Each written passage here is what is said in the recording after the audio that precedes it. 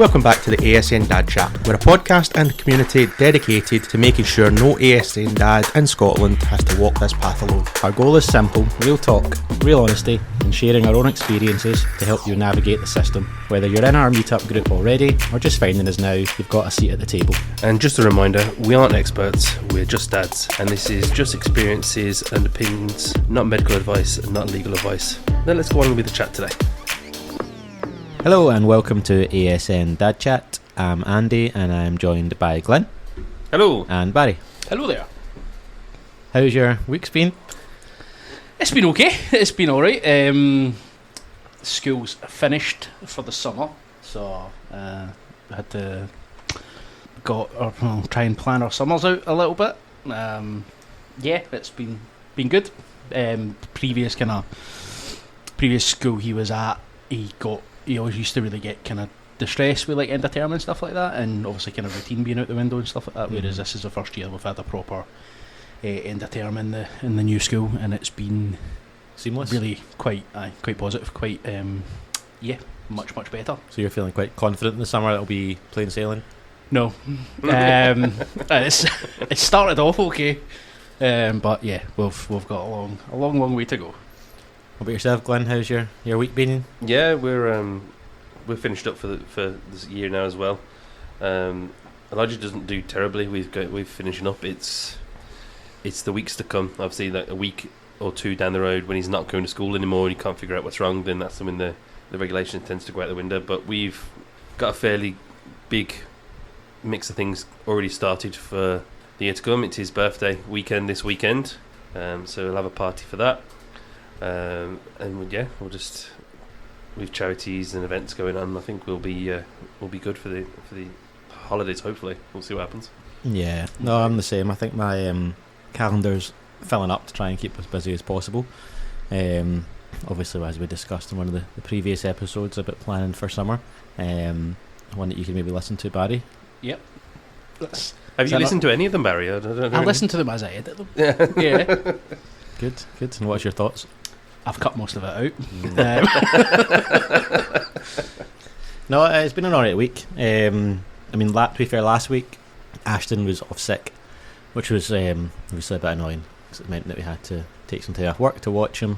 And then, yeah, so this week he's been back to school and everything's been good, thankfully. Other than getting up mega early, I think just because of the heat and because of the early sunrise isn't helping in terms of sleep patterns, but I'm sure I'm not the only one in that boat. Yeah, the heat has been fairly unbearable last couple of days. Elijah doesn't do too terribly with it. He just likes to be outside, but as I mentioned before in the podcast when we did the holiday one, we are a family 4 of gingers, and I absolutely hate the sun. I can't deal with the heat. Like, it just does not work for me at all. But he's too busy just running around, so he doesn't care. It's new to me, but I found roll-on kids sun lotion this year. Like, I've never seen it before in my life, and it's probably the easiest. I was going to say, maybe I would think with your family, maybe use a paintbrush. We've, particularly with the heat at the moment, Brody's he's really bad for just covering him, like his covers just over the head.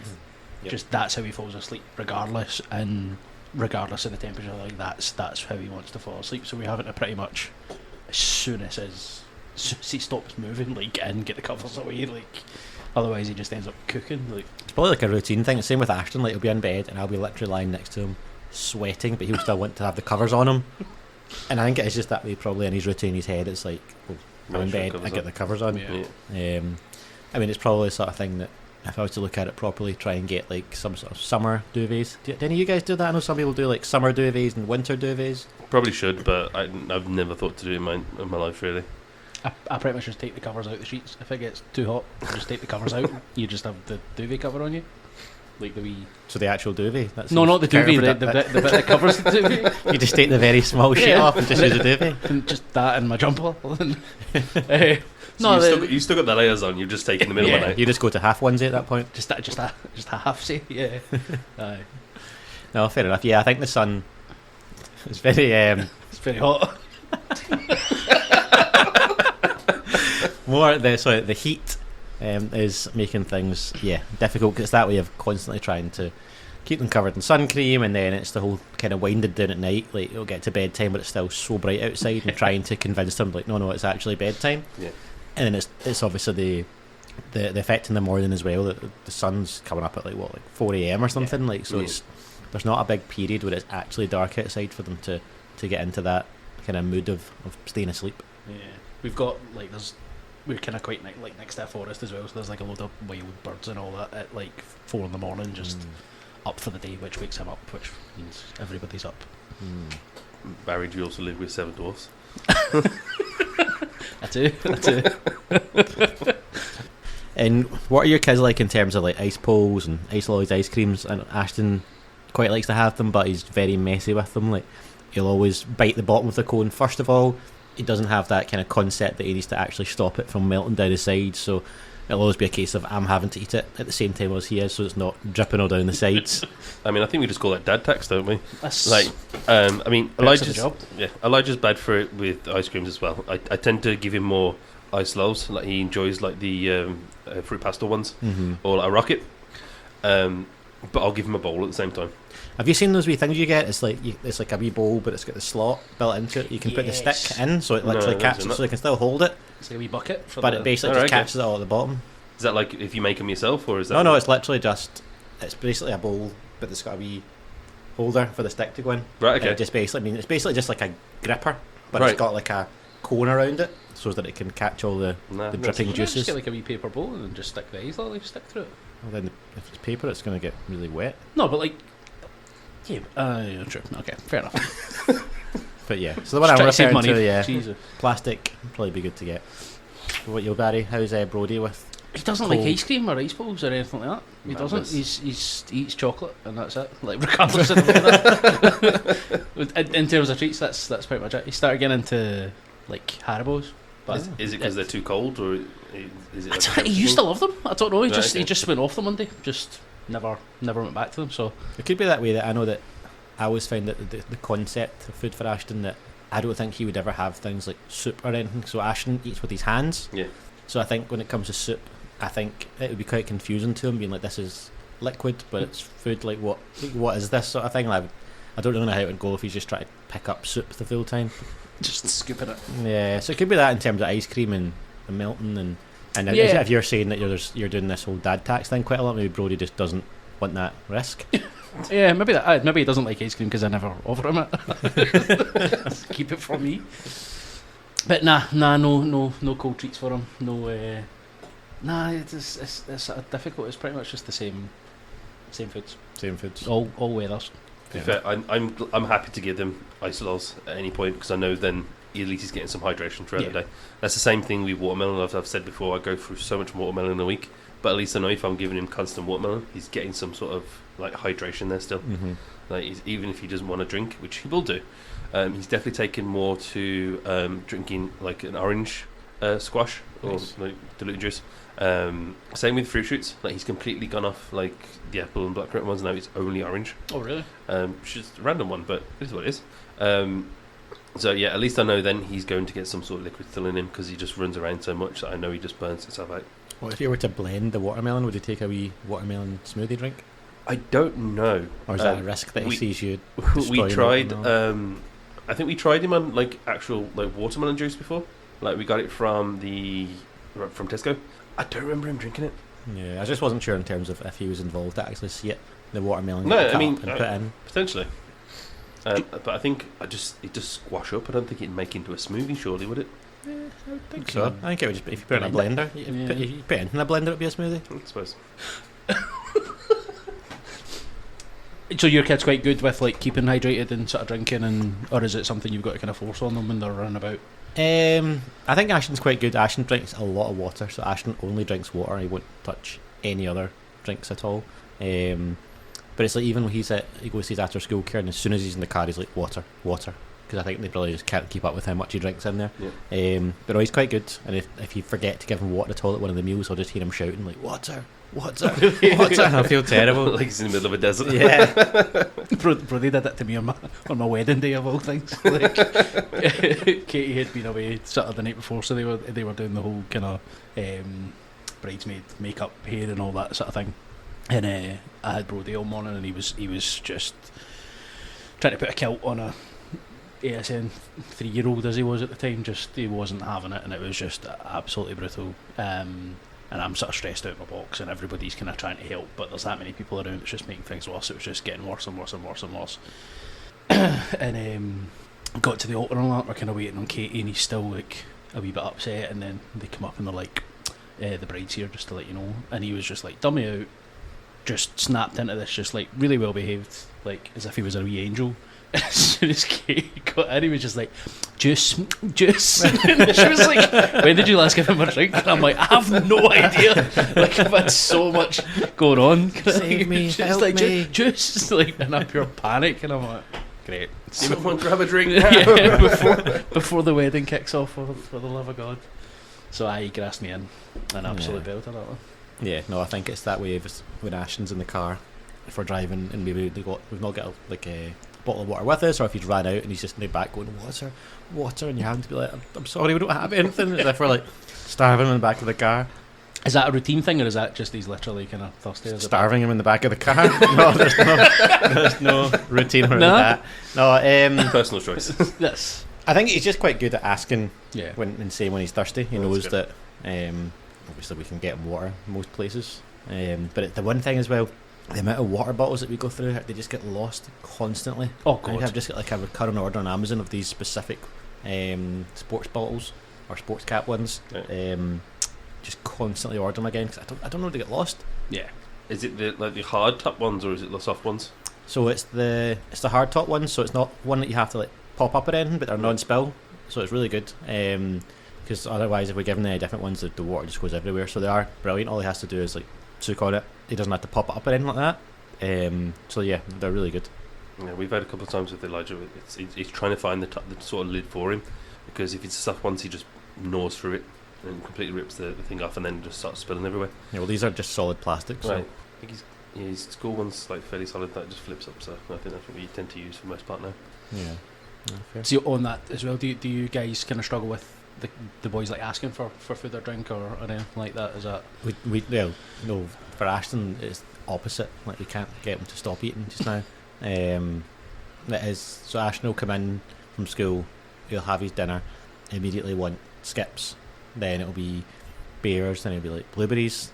Then I'll start saying like no more, and then he'll be like a plum. I'll be like no more, no like, fruit. then he'll be like next to me and like that, and he'll start kind of going through it, and then eventually I'm like, right here, take this then, this is the lesser of the evils. But no, Ashton, yeah, in terms of vocabulary, he knows a lot of different foods. That's what I'm saying. Some mornings I come downstairs and I'm like, what do you want for breakfast? And he'll be like, curry. I'm like, no, not at this time. Just the back of a hangover. Yeah. It's just challenging the societal norms, though, isn't it? It is. It's just to say you shouldn't have a curry for breakfast. Very true. Very the true. person who's cooking it. So a absolutely. A breakfast curry, but no, to be fair, breakfast is something we need to try and start mixing up for him. We've got kind of certain things that he'll have. He had porridge this morning, Nice. which he hasn't really done again. It's trying to get that consistency that he can eat it with his hands. So fairly thick. He'll have like dry cereal. So cereal's never something. If we put milk in it, he just doesn't seem to get it either. Really? Elijah will do dry cereal. He absolutely loves Crave. Yeah. Loves what? Crave. Crave. All right. Sorry. Right. Sorry, it was my accent bothering you. No, sorry. No, I thought you said he loves. I thought you said grave, and I was like, It's strange. slang for gravy. He just likes gravy in the morning. Ashton quite likes a croissant in the morning as well. So we've just Very got nice. a Very continental. big, the frozen ones in the freezer. Toss it in the air fryer and he gets that in the morning. Tasty. Very nice. Very well fed. Tasty. What about? Tends to be just Cheerios. Kind of Cheerios, fruit and fibre, Weetabix, A mix. raisins, which is kind of fruit and fibre. But yeah, pretty much. Elijah will only eat raisins from one place, Harvester. Ah, Really? from the Yeah. buffet From sort the of thing. from like the salad thing. Like we used to get him like raisins all the time, and he just stopped. But if we give him a bowl of them at Harvester when we've gone for like dinner, sometimes like, he'll just go through them completely. That's mad. Bro, is that I gave him like a wee kind of mix up lunch of like kind of bananas, crisps, bit of toast, blah blah, and put raisins on the plate, and he just picked them all up and just went through and put them all in the bin.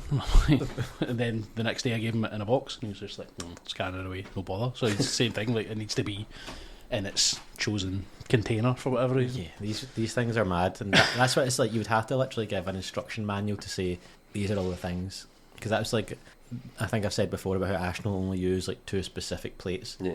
And Yeah. no matter what you put on the other plates, he'll just push it away immediately, or he'll just like flip it over. Like it's just he's so accustomed to it has to be these specific plates. But yeah, I think it is weird how it's certain places they'll have certain things, and the other ones it's just a total no go. Like in terms of, like I said before, again, if we try to bring McDonald's into the house or KFC into the house, he's not touching it. But if it keep him in the car, like we've literally had times where we'll be parked in the driveway, he's not finished yet, and it's like, no, he has to stay in the car. If he comes out, then he's Can't not having finish it. anymore. Yeah. Halfway through the meal. Noah's Used to getting starved in the car. Well, yeah. That's what I mean.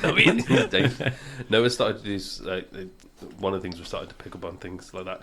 But when we give him a meal now, he takes everything off the plate, puts it onto the side, then takes it back off and puts it back on the side again. He orders it all. Yeah. So to put into perspective, the nursery is gleaned that Noah is potentially autistic. No shock to nobody, so it's not really a concern for us at all. We'll just start to make a plan for it all. Obviously, he's still only 1 just now, so it's not like we can go for any sort of diagnosis or anything like that. But it was always going to be on the radar, especially because of how much the kid likes to spin. Yes. Did they have similar traits, Um, or is it completely? I think it's completely too soon to say. Okay. I think Noah's probably going to be more vocal stimmy. Okay. Because he definitely not cries a lot, but he whinges a lot. Mm-hmm. But I think that's going to turn into like a vocal stim. Do you think? Self-soothing type of thing. Yeah. Do you think? Probably a weird question. It would be easier if you had the same sort of kind of routines and sensitivities as Elijah, or if they were completely different. I don't know. It's an interesting question because realistically, like I would know how to do everything with similar with Elijah. It's a whole different. It'd be a whole different ball game with Noah, depending on what it is. Obviously, we're going up to a point where the health visitor was like, okay, so we're going to start potty training for Noah. We didn't do it the first time, so we don't know the signs to look for and how to do these things. Similar to like speech, obviously he still doesn't really have any sort of like speech tool. Like he says, "Mama, Dada, Papa," but there's no actual words there. So like because Elijah was the same, we don't know what to do with this. Obviously, to kind of move forward with that. So I mean, yes, I suppose it would be, but I definitely don't think it will be because we're not that lucky. I suppose it's a case of okay, I've already gone through this once, so I know what I'm doing. But obviously, if their needs are different. I think it will come down to there will be changes. Obviously, we'll have to make. Obviously, just try and adjust. I think it'll be things like bedtimes and stuff like that. Obviously, like we know we're actually for the most part is probably awake longer than Elijah is at this point. Okay. And he definitely sleep wise, there's definitely a similarity there because he's waking up a lot. So I think it's I think it's going to be a learning curve for us as a whole. We'll just have to kind of see for the next several years to see how things pan out similar and differently. Yeah, and I guess the main thing that would make things easier is that as long as they kind of get on with each other, or at least tolerate each other, because I can imagine you don't want it to get to the point where they're clashing at all in that way, which makes things even more difficult for you. Because I know that my my 3 nieces, so 3 of them are autistic, but 3 of them are completely different, and there has been times when Mila, the oldest, would have an issue with Naomi, one of the twins, if she was eating at all, whereas Mila wouldn't let her do it and she would take her plate off her and things like that, which was a really difficult period at that time. So I guess you just want to hope that you're kind of lucky in terms of they got on really well and it kind of stays in that unit. We definitely had problems with it to begin with, even though Elijah was made aware of it the whole way through the pregnancy, that Noah was coming, he's in Mummy's tummy and stuff like that. When Noah came and he was at the house finally, obviously like Elijah just struggled with that to begin with. And I think when we do like a siblings thing, or like I'll probably touch on that a bit more. But there's been no real clashes that I've seen so far. Obviously, there's bits and pieces. Obviously, that is very sibling-esque. Yeah, just brothers at the end of the day. But I think it'll be. I think the age gap will be the problem there, because by the time Noah's able to do the things that we go and do now, like soft plays, airfill, like whatever, Elijah will be aging out of that because he already is essentially like. Which is probably another episode as well. The point that none of us want to get to, that when the kids start to age out of the kind of usual sessions. I mean, we've already seen that for ourselves. Like, we don't go to kill toonies anymore because Elijah's aged out of it, really. Obviously, it's too small a space for him now. Yeah. Even Bouncy Bees, which we love and is a good time to have, I think he's starting to get a little bit, not bored of it, but he doesn't know what, he's stuck in the routine of what he'll do in there now, and he doesn't really play with anything, just kind of sits in the corner on his tablet still, which is the adverse side of what we want to happen in that. Mm-hmm. No, I don't, and we get the same with certain places with Ashton, but with us it goes through periods where it could be a couple of months where he just doesn't seem interested in anything, and then he'll kind of turn a corner and he'll be interested in everything. He'll be dead, a lot more focus on things, but then, as you said, it can be times where we can take him to certain places and he will just want to sit on the phone just watching YouTube, won't be interested in anything there, and you do start to question, you're like, why are we coming here? But I think it is that where it's as much for Ashton to get out as it is for me and Cheryl to get out and actually see all you other lovely parents. Yes. Well, how do you kind of approach that? That's something I've always kind of struggled with. Is there's certain places that we would kind of take Brody that he just doesn't appear to be that interested in, or sometimes he's seen kind of uncomfortable and he's really happy at home. He's just really happy to just potter about on his own and carry on with us and maybe go out the back for a bit and whatever. So it's we've kind of struggled to get him to go to new things, and it's probably as much our issue as it is like us worrying about him than it is kind of him being uncomfortable with it. But that's something that I've always kind of struggled with a little bit, is getting my head around like when to do these things and when to not, because it's we don't want to overdo things, but we don't want to. I feel like he's missing out on some stuff as well.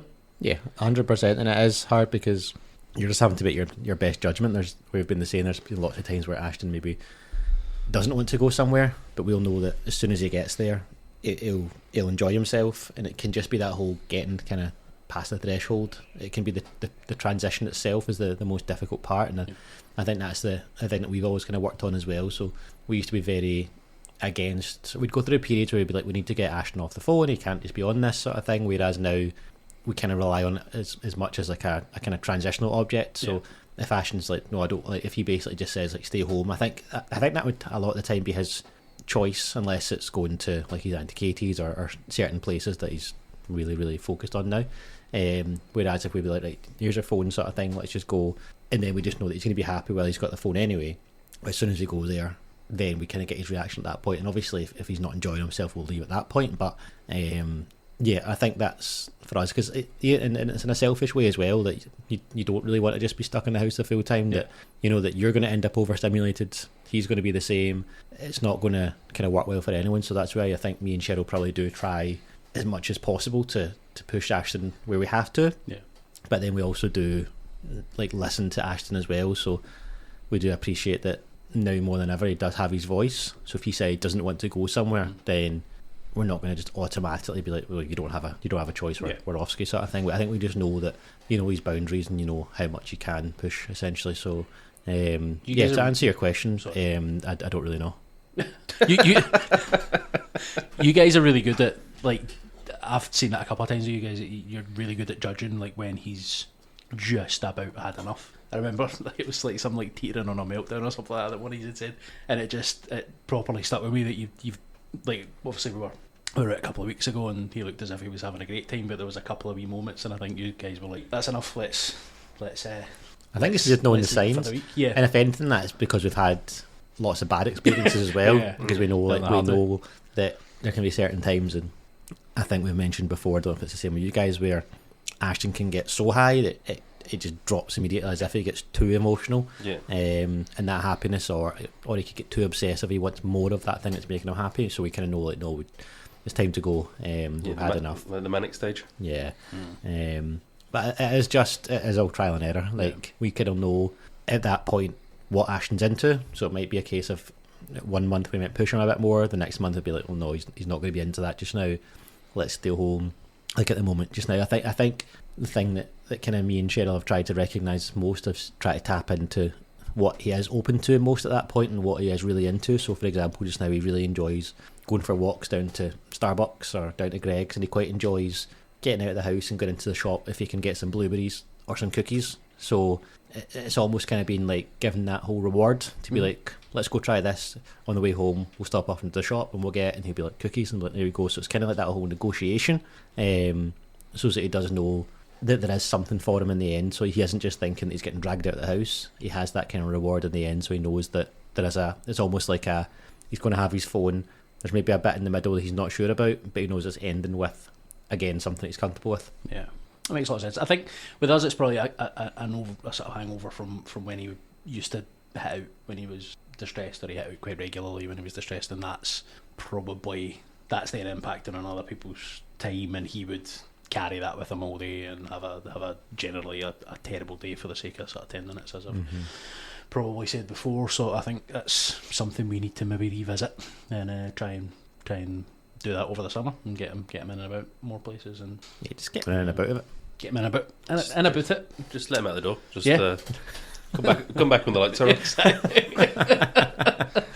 Exactly. I was actually talking to someone, one of our parents the other day, about I always think it'd be really interesting you'd need to have like a kind of proper military thing of people hidden in the bushes and things. I'd love to just be able to see if Ashton was to get out of the house, like where he would go, like and then like kind of how safe is he in terms of like, would he know, like, let's stay in the path, like I'm not confident in terms of like busy roads and things, but in my head I'm like, how much is he taking in, because you can never really test that to know, right, off you go, like, let's see what happens. But I just think it would be interesting to know, would he just go to would he go down to Starbucks, would he try to walk to his Aunt Katie's, and would he also know how to get back? But you'd obviously need to have like a bunch of people just tailing him the full time and just Ashton's big adventure, just going just going into the shops and stealing things, just with an adult behind it with a card, just tapping away. At the end of it, he just goes up to them and he's like, "Water." Handfuls of Starbucks cookies and croissants and whatever. We kind of do that if we're ever taking Brody out a walk. Like, we'll just kind of let him lead and let him sort of go, because he's got a few different routes that he takes. So it's good to see sort of how he knows his way about and stuff like that. But it's still like when he must be worried with all the wild birds. With all the wild birds, yeah, absolutely. But yeah, I wouldn't trust him at traffic lights and anything like that. But he's good with the lights. But I'm sort of trying to teach him, like, essentially not to assume that, right, it's a green man, I can go, because doesn't mean the cars are going to stop. Yeah. So it's that kind of thing as well. Just trying to teach him the dangers of it. But he doesn't have the attention span for it. I think he would just press the button and be like, right, I'm away. Yep. Yeah, doesn't bear thinking about it. Yeah, Elijah's got no danger sense at all. Like, even when he's going to like walk in the small amount of space from like the front door to the car, like most of the time his door is on the roadside, so he'll just walk out into the middle of the road, and like, it's just like, Elijah, stop, and he just kind of looks at you and just carries on going. I'm like, mate. So I think I would absolutely attempt it the same as you. Obviously, people in bushes and following around, but I think I think it'd be an absolute just trip of chaos. Yeah. Like, I don't think he'd have any rhyme or reason. Like, he'd just go for a wander. Like, he might end up going up to his nana's, like, because she's just up the road from us. So there's a chance of that. But I spoke before, obviously, that he knows where he lives, because he's told us like the door colour and the house number and stuff like that. Like, we can recite that. That was good. You just worked on that though, didn't you? That was quite good. We spent a bit of time on it. But I've never really gone for like a walk with him, mostly because I don't trust him to not run away. We live quite close to a main road, so I couldn't. It'd be too stressful to say the least. Yeah. I can't trust him just to go for a walk around Silverburn, let alone us kind of find his way back to somewhere. Yeah. But no, I get what you mean. It'd be interesting to kind of see like how his mind would work, like where he would go. Like, is there like a set place he'd want to go, or is it just going to be like follow my stomach? Yeah. I think I said this before as well with Brody. Like, when he first went to school, we were only about a 10-minute walk from the school, so we kind of walked him to school to get him used to it, and walked him back. And after maybe sort of 3 or 4 goes at it, we kind of let him lead the way, and we knew he could, just so that he's not too much of a flight risk, touch wood. But if he did get out and he wanted to go home or whatever, like, we had him he would do that, and he was quite fond of the Ring doorbell and stuff like that, so we'd press that button and Elijah loves the Ring doorbell. Yeah, so that was it scared the bejesus out as one day seeing this wee face at the Ring doorbell, but at least we know he'd hopefully find his way home. I suppose the general consensus from what you guys are saying is like sometimes you can push the boundaries, and sometimes you kind of know what's safe and what's not for them. So yes, thanks for that. I think it's the same with even like, I think you said there about knowing when to leave sessions, and there can be times where it's the opposite, where they want to stay much longer, and it's hard to even get them away, or even like kind of specific things. So I remember before when we used to go to Autastic, Barry, and Ashton would absolutely love it every single week, but then it would get to a point where he would get overly obsessive with certain things, and you could tell that if anyone else came near these toys, he would not be happy, and he would start kind of self-harming and things. And it's that whole thing of you need to try and read like 10 steps before to be like, okay, well, if he goes over here, this is going to lead to this and lead to that. So, and it gets to that point where you're having to maneuver him about the place, so he's not actually able to get involved in things. And that's when my head, it's like when it starts to get to that point, I'm like, right, okay, well, he's not even able to enjoy himself here because there is a lot of issues. And that's when I'd be like, right, okay, this isn't the place for him just now. And then you take him back later, and it just kind of refreshes things. Yeah, I get that. I mean, like we a couple of weeks back went to a gymnastics place that a couple of the families that we all get to know go to. Jump gymnastics. But Elijah was stuck in a fairly prolific loop at the time. Obviously, it was a potty badge for Hey Dougie. Mm-hmm. And all he wanted to do the whole time was build a toilet, so he could sit on the potty and do the potty song. So he wasn't enjoying or doing anything in the gymnastics bit. He was just taking all the baby soft play, putting it together to make a toilet. And obviously we kept thinking like, no, like let's take you away, let's go bounce, go jump into the ball pit and stuff like that. But he just couldn't do anything with it, so it got to a point where we just had to try and take him away. And because we were trying to take him away from stuff he was trying to commit to, it ended up being a meltdown. Yeah, it's so hard because you have that as well, that there'll be certain places I'll take Ashton and be like, this is going to be amazing, he's going to absolutely love it. And it could be the same thing, he'll sit and all he'll do is spend the full time like playing with the most random object.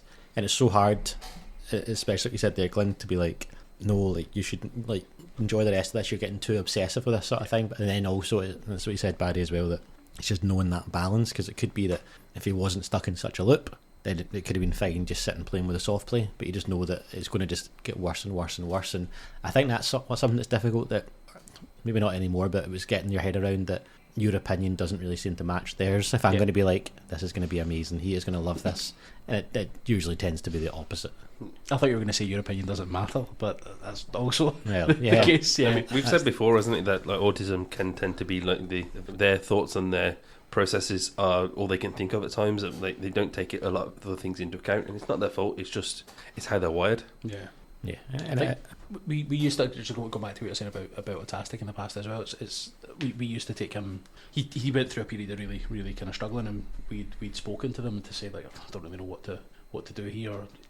It's busy but not like overly busy type of thing. He was kind of struggling, and we got suggested like just bring him in 15 minutes early, and that sort of seemed to work for him. So it's trying to find. It's not necessarily the place that's the issue as well. It can be something within it, or something just the triggers or something like that, or the child, or some of the other children there. There might be he was again kind of hearing from him like loud noises and stuff like that. So Ashton was the issue.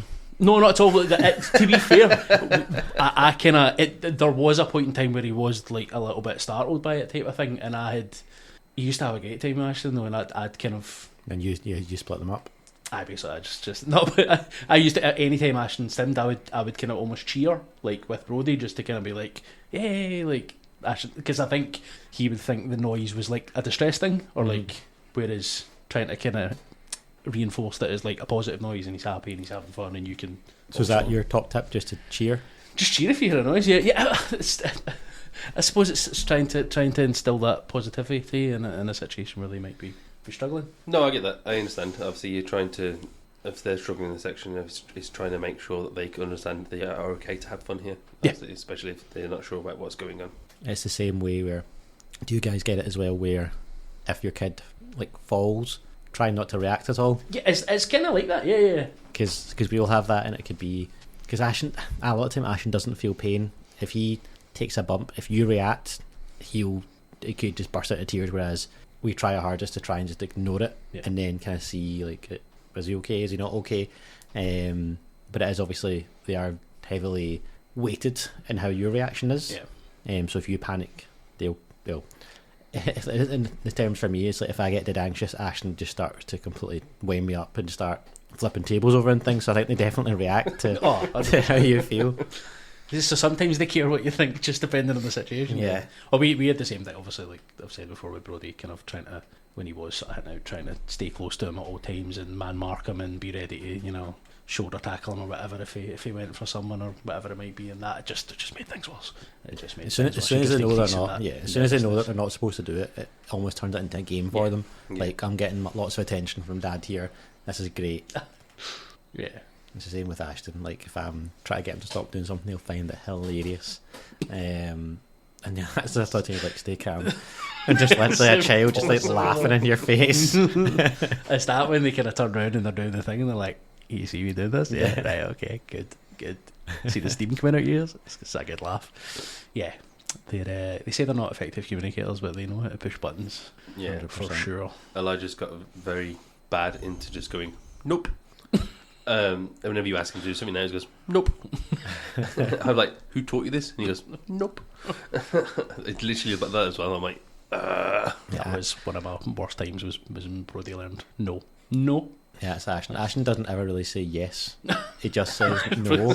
Yeah. Or if sometimes I'll say something like, Ashton, go for a bath, and he'll just go, bye-bye bath. Or I'll say something else and he'll just be like, bye-bye bed. He uses the it's bedtime. There'll be no bedtime. Like, all right, okay. it's very official. So, yeah, like that's obviously we'll do that kind of. There'll be no whatever unless you no bowling unless you behave or whatever. There'll be no bedtime. Like, oh, there will be bedtime. There 100% will be. I know, it is funny when they kind of replay what you say back to them. When I switch it for Elijah, and I was like, I tell him no, and he's like, I think so. It's like, it's the absolute like audacity of him. It's like, but I've said no, and he goes, but I've said yes. And I appreciate that I do, but I've still said no. And that's the thing, there's no winning, because it's not as if you can explain rationally to him, like, this is exactly what we're doing. And it's just, yeah, you're going to get that same reaction. It's when it first happens, like those things happen for the first time, and they're so. It's like a wee milestone, and it's like, that's really good that he's got that kind of understanding, and he's kind of, giving me a bit backwards and forwards, and the interaction's amazing. But after like 6 or 7 times, we've just been It's got old. like, oh god. But it's also like as hard as it is and stressful as it is being wound up that way. When it happens to your partner, it's much funnier if you're just on the outside watching. 100%. 100%. So is there anything either of you have got planned for the summer that you're looking forward to?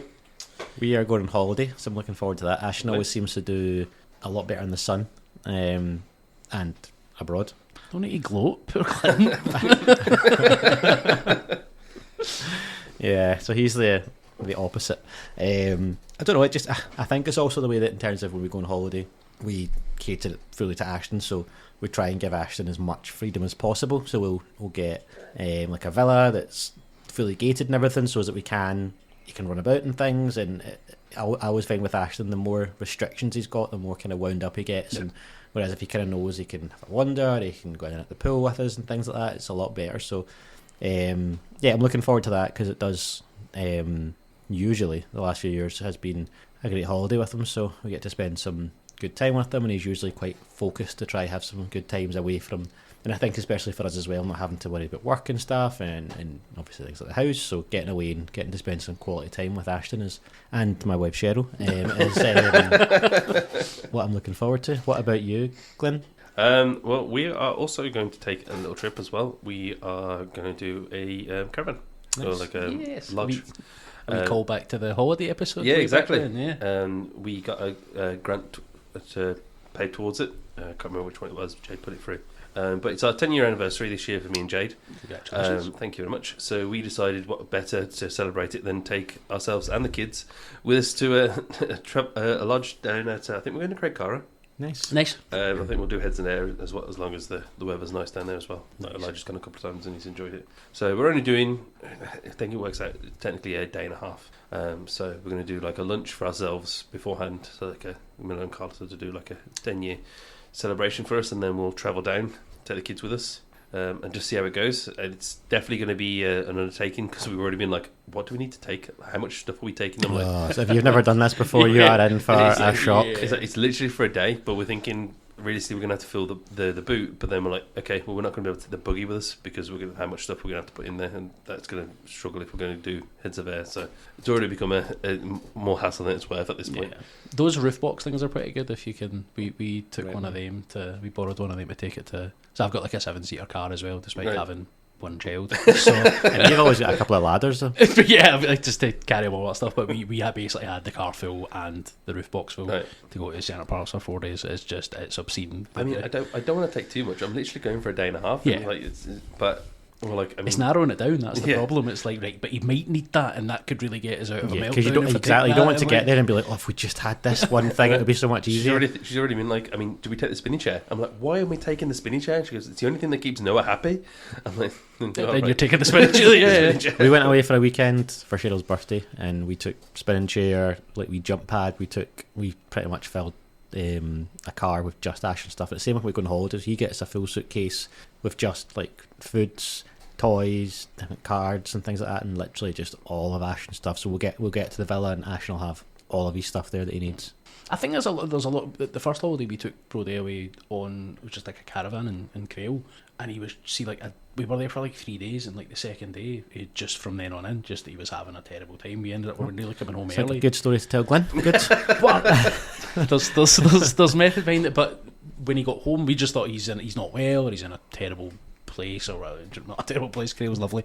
I'd like just really struggling, and we took him up the road, and he was absolutely fine, because it wasn't even necessarily that he wanted to play with this toy or that, but it was just, I think a lot of it's like, if I've got the option there, and I know I've got the option, then It's home away from home. It's relating, and Yeah. and that's like, if we were to ever take Ashton over to like a friend's house, if they've got kids and he recognises some of the toys, he's instantly more relaxed. Yeah. Whereas if he goes to someone's house that's not got any kids, I mean, he would probably steal their phones now. But like previously, it would have been a case of like there'd been no keeping him happy, because he's still quite heightened. Whereas as soon as he kind of sees something like, I have that toy, or I've seen that toy on YouTube, and it's something that he can kind of cling on to and relate to. So yeah, I would definitely bring 3 or 4 suitcases. yeah.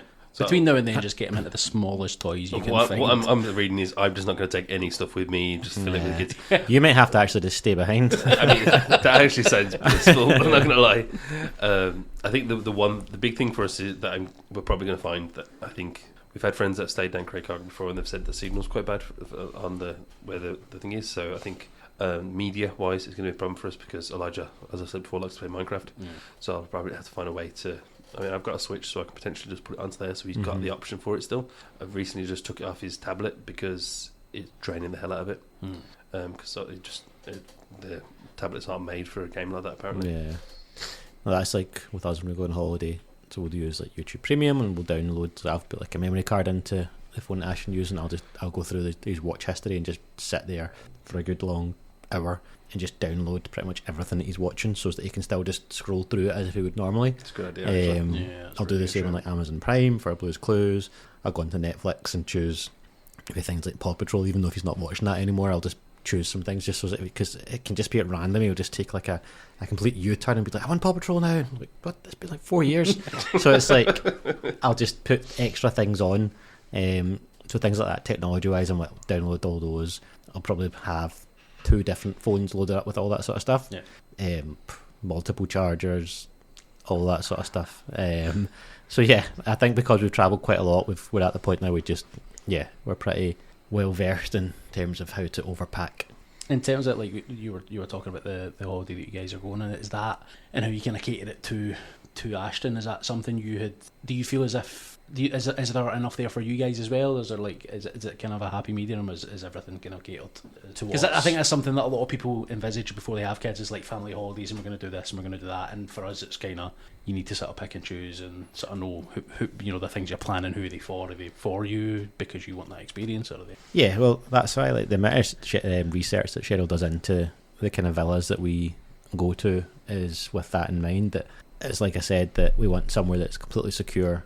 We want somewhere that's kind of like level ground. There's not too many steps and things. So, for example, the first one we went to in Fort Ventura, it was like all on one floor. It was completely gated off. There was no sort of way for like kind of escaping from there.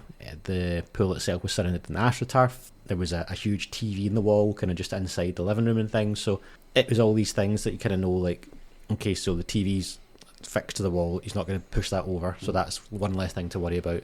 It's AstroTurf around the pool, he can run about without us having to kind of worry. It's completely gated off again, so it's geared to that way, that so that we can relax as much as possible 100%. without just being like, I'm sure it'll be fine, we can just head out for the day. Yeah. It is that way of, I mean, don't get me wrong, it's obviously costing a bit more, but it's that way of we're trying to get that way so that we still can have a nice holiday with him. Yeah. The fact as well, he'll just wear his floats. I mean, he'll be able to sit in the water. We can sit outside the water, and it's got everything catered. There's we always make sure that it's not too far from the airport. So I think the one we're at this year is like 15 minutes from the airport, so it's a pretty short drive. There's a McDonald's, I think 10 minutes away, KFC 15 minutes away. Again, just shows that we've got all these backups. I mean, he's relatively decent at eating now, but there's that way of, if not, then McDonald's is the same all over the world. So he's got that. So yeah, we definitely do still get to have a great holiday. His bedtime routine and everything just stays relatively the same. We'll bring all his stuff from home. He still likes like a muslin and a dummy. We'll have the wee camera for during the night, so which means we can still kind of watch him in the room and that. So yeah, definitely we get to have a good holiday as well. We are going to Disney this year again, Disneyland Nice. Paris. Yeah, so we were there in October. Their kind of accessibility team and all that they've got a lot of good kind of options and good Inclusive, like supportive. the inclusive support accessibility team. So yeah, that was the queues and all that can be pretty difficult for them. So there's a lot of kind of fast track things and stuff like that. Did you have to get a pass? I know we went to Legoland. We had to get like a access card. So you register for it beforehand. Funnily enough, that was the biggest queue and longest queue we had to deal with the entire time we were there, was to get the accessibility pass, and from then on in it was all quite quick and quite manageable. But yeah, basically register for that beforehand, and then go along, pick it up, and that's pretty much you. So we're staying, I think, sort of 10-15 minutes from the park as well, so it'll be pretty much kind of geared up to him. And the last time we went, he was a bit of a daredevil, to be honest with you. He's sometimes a bit overcautious with stuff, but he was going on the Runaway Mine Train. He was just like, train, we're going to the train. Go on the train if you want, pal, but I don't know if you're going to enjoy this. And did you push any boundaries there in terms of getting him to go on things? He wanted to. That was the thing. I didn't really kind of need to push him, but he was tall enough, and we're like, okay, well. But yeah, he was sitting behind me with Katie, and I was in the front. I think we were niece, and I looked back after the first kind of dip thing, and his eyes were, I've never seen his eyes so big in my life. He was just like, what is going on? And then by the end of it, he was like, go on the train again. Like, are you sure? Because he apparently enjoyed it. His face said different, but I think that was like when we went to Legoland. I think it was the Dino roller coaster, and Ashton would be on it, and it'd be straight away again, Dino roller coaster, like coming out and going straight back in again, and people are looking at you like, sure, yeah, we've got the pass, sorry, could we just jump the same queue again? It's an absolute cheat code, isn't it? Yeah. I must be, I suppose it is, like, it's a bit of spinning, it's a loop, it's, Yeah. repetitive, ticks all the boxes for them. No, definitely. But yeah, I would definitely say that planning is everything in terms of holidays. As we said, you were saying there about Disneyland. Obviously we spoke about different flights and things previously, so yeah, if anyone has any sort of issues, worries or questions about travelling or going holiday, then make sure you have a listen to the previous episode, and I'm sure we'll get an update from Glyn after he's had his first experience. Yeah, buzzing for you guys. That'll be good, man. That'll be good. I think we've always wanted to do something like this, and I think it's just fear. Yeah. For the most part, that's always held us back. I'd love to take Elijah to like Disneyland. Yeah. Or something like that. But I just don't know how he'd take it. We'd had planned before Noah came along. We were going to do Alton Towers, because we were going to do like the CBBS hotel. But we'd gone to M&D's, obviously the local theme park, for an event. I can't remember what it was. But we were in the park before a lot of the other people turned up. Obviously, we did like a soft play thing first, and then we were like, it's a nice day, we'll make a day of it, we'll get the extra pass and we'll go do a couple of things. But he just wasn't interested. I think we managed to get him onto one ride, which was like the Caterpillar one. That's just because he likes the very young Caterpillar. Yeah. But every ride we took him to after that, it was a case of no, and he started to get himself so upset about it. So like, I wouldn't want to. It sounds bad, but I wouldn't want to spend all that money on on a big holiday and then him just not want to do anything. The other factor with Disney is he'd probably just stand in front of the castle and just do the Disney theme tune. Get my job there. Yeah, absolutely. Because obviously he loves his themes, his movie themes and stuff like that. So he'd probably just stand there and just watch it all day, going do do do do do do. And I'm like, I've paid thousands of pounds for this. you guys ever been to Blair Drummond Safari Park? No, it's something we've talked about before, but I think because you're in the car, Yeah. he wouldn't engage with it. You're not in the car. It's only the lions, the monkeys, and the wild birds that you're in the car for. Can't remember the other ones you're in the car for. The rest of it you're just on foot. Right, You kind of walk in. There's a huge park, lots of things. So There's a couple of wee kind of small roller coasters, and that's why I was. there's Why I made a that dinosaur section as well. You can Yeah. walk through, and it's like just huge kind of animatronic dinosaurs. Massive park as well. Definitely Big try and massive give it a park. go at some point. As I say, we'll probably do Heads of Air obviously when we're down there. So we've done that a couple of times. The times we've gone before though, he's been in his buggy. Mm-hmm. So it'd be interesting to see how we do it with him just walking, and either in a buggy or carrying him. So depending on if we get to fit it into the car. But no, it's one of those. I want to take the leap and do more things for him and stuff like that, because I want him to be able to do things. He's getting to that age now where soft play isn't going to be enough anymore. So we do need to try and do other things to appeal to his interests. But there's only so much I can do with Play-Doh and anything else is going on at the time. Yeah. Well, that's just recently. My mum told me a recipe for making my own Play-Doh, so I've been doing it in the house the full time. Have you? Different colours, just saving a fortune. Nice. And Ashton's absolutely loving it. I'll have to. I think I'd be more precious about that because Brody just mixes up the colours, and if I'm actually That's what taking it the is. time to make Well, them, I I just just be mix like, "God, this is Yeah, just keep them in different sections. But no, it's different wings of the house." no, not quite. No. Just different bags. But no, I was surprised. My mum used to always make it when I was younger and everything as well, and I was like, I should learn to do that. Seems a lot easier than me going out and buying Play-Doh. So yeah, and Ashton loves it. He quite likes to do the whole kind of ASMR stuff with it, and like just kind of mashing it up with his fingers and rolling it about and doing different things to it. What's the recipe then? Andy's top tip. I can't remember the exact amounts. Oh. Okay, let me think of the exact amounts. We'll stick it on the So I think it was a the socials. cup of flour, tablespoon of like vegetable oil, half a cup of salt, and a tablespoon of cream of tartar. Mix that together. Then you get, I think it was a cup of boiling water. And you add in your food colouring to it, so it could be blue, could be green, could be red. And then Other colours are available. yeah, lots of colours are available. Then you just kind of slowly mix it in, mix it. And then it should kind of form a ball. Then I usually just put it in a baking tray or something, or a chopping board, and just leave it for half an hour, and then that's it. So does Ashton help you bake them then? No, I wouldn't get it done. Was there anything in there that's not edible? I'm not That's that what I'm saying. hungry. I'm just like it's just more. I'm thinking more from a safety point of view that if you know any sounds listeners, kids. I mean, I think it would just be very, very salty. I mean, the ingredients seem alright. it'll be disgusting, but like it's more is it safe to? I mean, most Play-Doh is it- these days is non-toxic as well, Is it? so Yeah, and I usually try and make mine the same. So Fair enough. Ashton quite likes. Sometimes he'll want us just to get like wraps out and then like tomato passata, and he'll start as if he's making a pizza. Nice.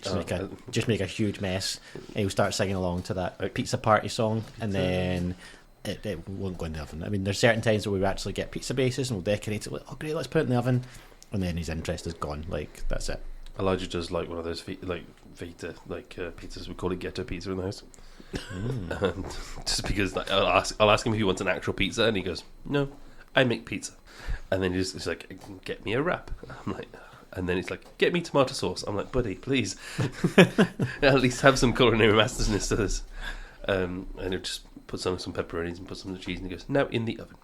I'm like, "Cool, no worries. I'll stick this in here, and you can eat this crispy piece of bread for a bit." But no, I think other than that, I can't think what anything else Ashton has. And we've bought like mix for like cookies and things like that. He quite likes those, and he'll eat those at the end. But again, with all these things, when you do any sort of baking, it never looks anything like it's supposed to. So it gets to the end, he's like, "That's not pizza." Very much like that's not a cookie. Like, and like cookies wise, are probably closest, but yeah, I think it is trying to match the image of what they've got in their head, and that kind of takes you back to the whole Heads of Air farm thing, and even the Blair Drummond when you're taking around them, you're pointing out animals to them that just don't look anything like they do in a book. Like that's a pig. And you're like that like hairy grey thing. Like nothing looks anything like in its book. But we did, to be fair, I think we said before about the kind of interests that they go through. So Ashton loved the That's Not My Books, and Cheryl took him to, I want to say Heads of Your Farm, but I could be wrong. So some sort of farm with animals. And Ashton kind of related to it that way. So Cheryl was able to go around and be like, that's not my goat sort of thing, and that's not my dragon. Yeah. But there wasn't any dragons. I was going to say, it was got the dragons. It was just kind of, I mean, that's the thing, there was just the kind of usual standard things like wild birds. But no, so Ashton will use his books to try to relate to things, and that's where Cheryl was great in terms of kind of tapping into that, and that's how you can kind of know when you're trying to get Ashton to relate to things. So it could be a case of trying to get him to play about in the kitchen, so you'll put on like the pizza party song for like super simple songs, or Katie's Classroom, and he'll just try and copy it. Yeah, things like that. It's just, I think it's just wee random things. This is a total tangent to go on here. This has nothing to do with what I was talking about there, but things that they'll say that just kind of surprises you. So Ashton had like a wee thread off his clothes the other day, and he was grabbing it. It was annoying him. He's like, Daddy, scissors, scissors, and I'm like cutting off, and he's like trying to find all these other ones, and I'm like, don't know if that's like a new obsession of him just finding wee threads that I need to start doing his tailoring for him. He's going to end up, his clothes are all going to be in bits. Oh, God.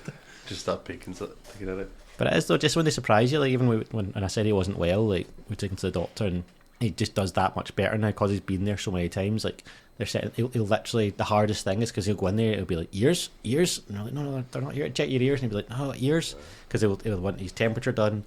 Or we had to take him into A&E, I think like maybe like last month, I think it was now, he banged his head, and as soon as he's in, he's like asking for, he likes to get his observations done. So it's like, if you think his finger, his blood pressure in his ear, and like anyone walks by, it'd be like pure like ear, like, you know, like, oh, that's like, it would have to say it would be like we said before, it would be like the like a porter coming to collect the rubbish or something like that, and he's like, right, ears, like trying to pass over the thermometer. So yeah, that's, Brody's got a lot better with like observations and stuff like that since he was in getting his tonsils out. Like we had never ever managed to get him to get his the oxygen meter on the finger or anything like that. Never ever managed to do it, and he ended up in kind of 3 days after it, and he kind of gave in a little bit and just almost like he was just exhausted and just kind of went a bit, of then became like an obsession. Same sort of thing anytime you check your finger type of thing. So but it's funny how they have the wee kind of the wee things that they need. Like I took him for to get a haircut on Saturday. I used to take him all the time,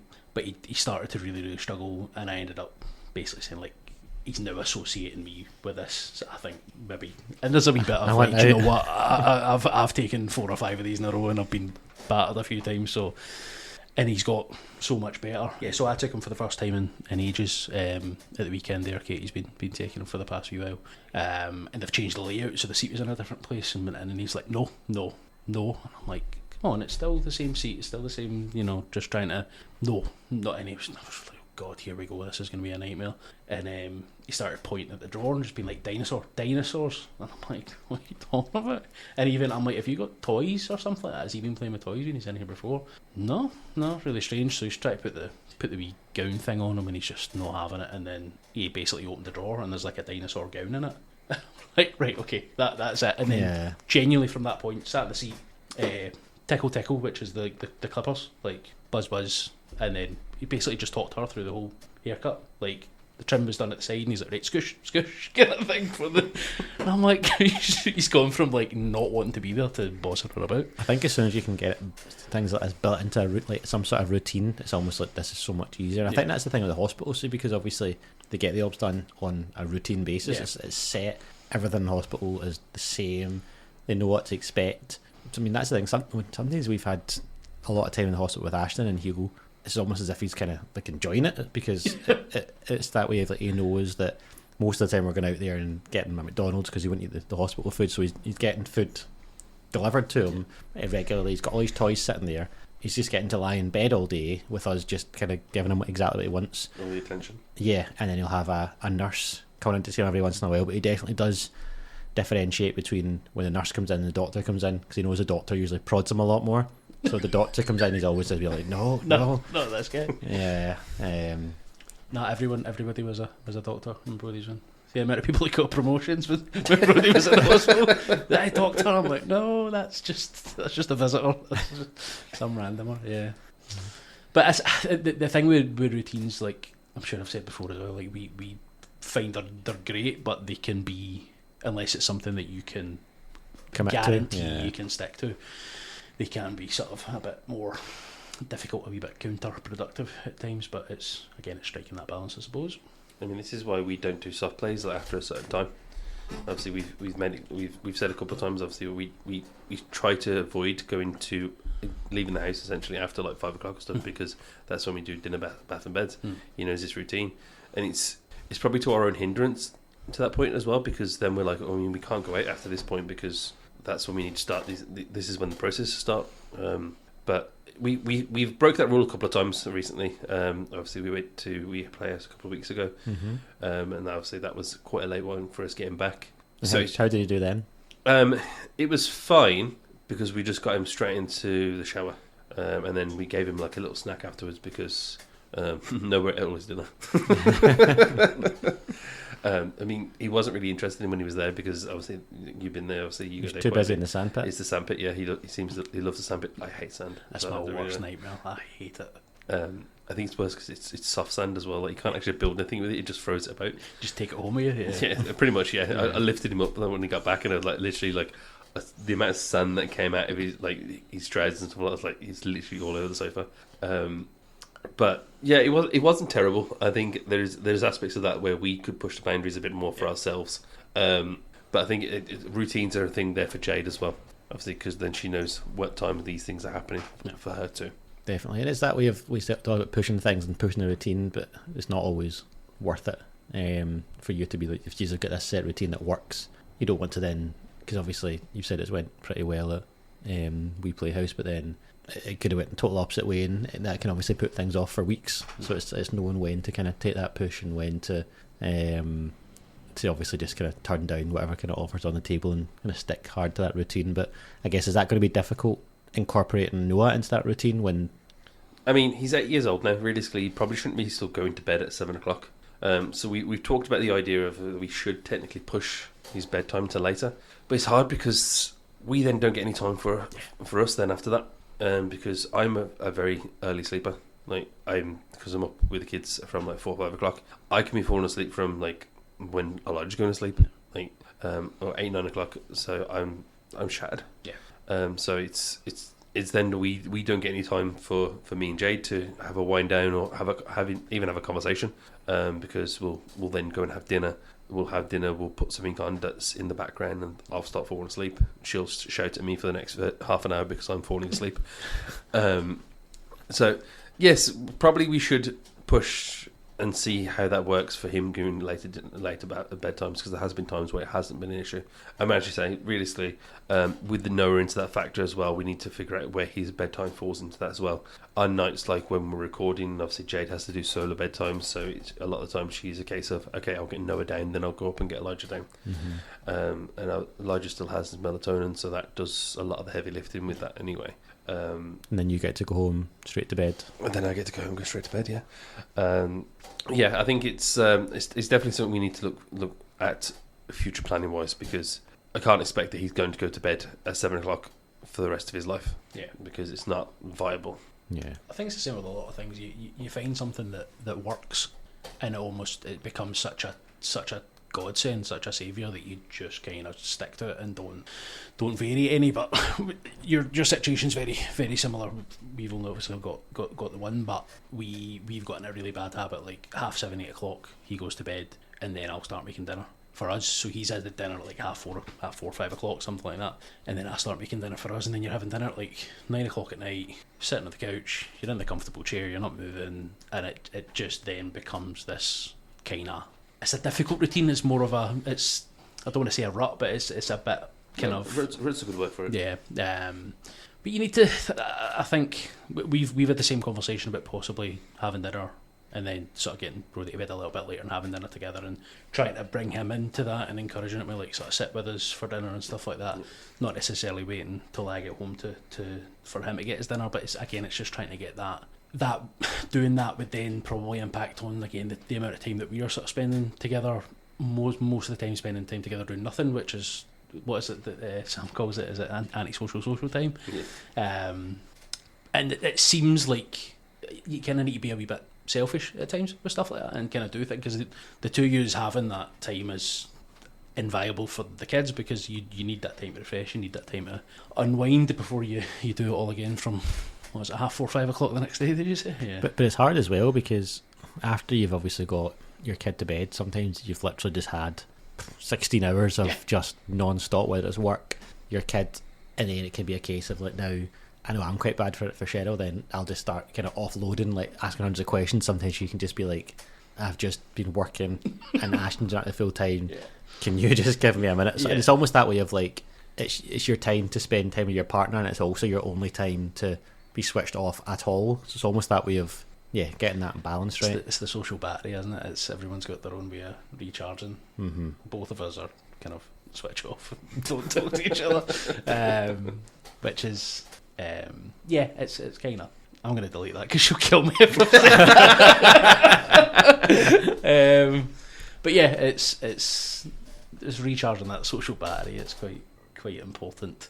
100%. And I think that's the probably going back to what we've spoken about in the past as well, about kind of parents of maybe neurotypical kids that have that same sort of, it's a long day and then the kids get to bed and you get to unwind, but there is you articulate better than me, but it's so full on, everything's turned up to 11 that when it does stop, it's it's a like bit of a crash. Yeah, it's essentially like you're having to always kind of be monitoring the full time. There's not a case of literally being sit down, switch off totally. It can be like, okay, Ashton's having his dinner. I'm like, oh, okay, I'll go relax. Oh no, I can't, like, because Ashton could get up at any minute and just wipe his hands all over the sofa with curry and things like that. Like, so there isn't any time to just switch off. Or it's not a case of Ashton's just a way to watch TV. There's only so long I could be like, no, I need to go and check on him, sort of thing. That's been 5 minutes and I don't hear screaming anymore. Something's going on. That's the silence that's the scary bit, isn't it? Yeah. So I think it is just that constant, and you do want to get to that point where, for example, Ashton will be in bed and you're like, you just have that kind of feeling kind of drop over you to, oh, no one's relying on me right now. It's like, yeah, you can switch off from responsible adult mode. And I think on that note, this complete mixture of an episode that hopefully you've enjoyed, we can bring to a close. Yeah, definitely. It's good for us to just kind of like not have a general subject to talk about, just kind of just have a chat. Yep. See how these go. Maybe we'll do another one. Yeah, I've enjoyed it. We've touched on a few things as well, so if there's anything anybody wants to get into in more depth, we can do so. Yep, there will be definitely episodes like this that will have no structure and hard to keep up with, but hopefully it worked well for you, it worked well for us. Thanks for listening, and we will talk to you next week. Thanks. Thanks for listening. If you want to get involved or get in touch with us, you can find us on Facebook or Instagram under ASN Dad Chat.